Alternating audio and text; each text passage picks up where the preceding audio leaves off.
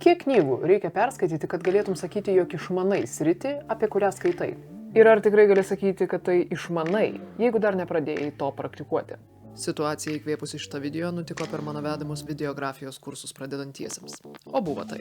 Atlikę rašytinį namų darbą, mano dideliam džiaugsmui ir pasididžiavimui studentai įrodė, kad jau visai neblogai supranta kūrybinių paslaugų tiekimo ir pardavimo procesus, na, o aš nusprendžiau tai pratestuoti čia pat dabar, duodama jiems praktinį darbą. Pripažinsiu, užduotis nebuvo visiškai paprasta, aš jiems daviau 2 valandas ir užduotį išspręsti menamo kliento problemą audiovizualinės reklamos būdu, su visais pre-productionais, filmavimais, montavimais ir taip toliau.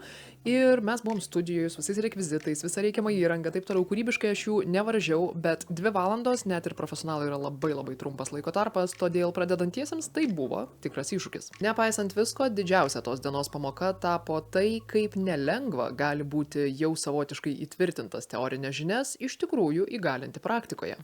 Nors prieš tai paklausti galėjo atsakyti daugybę klausimų, išėję į aikštelę studentai ėmė pamiršinėti ganėtinai elementarius dalykus ir prispausti skubėjimo, kuris yra visiškai normalus ir dažnas profesionalioje rinkoje, ėmėsi neapgalvoti įvairių būtinų dalykų video produkcijos kokybei. Kai vėliau aptarinėjom su studentais jų klaidas, dauguma jų puikiai suprato, kokias klaidas darė ir buvo ganėtinai nustebę, kad laiku ir vietoje nesugebėjo to suvaldyti. O man beliko jiems priminti, kad tik nepaliaujama praktika per kažkurį laiką juos pavers tikrais profesionalais. Kaip ir daugelį naujų gyvenimo sričių, žmonės dažnai ateina į video produkciją tikėdamėsi, kad viskas bus paprasčiau, negu yra iš tiesų.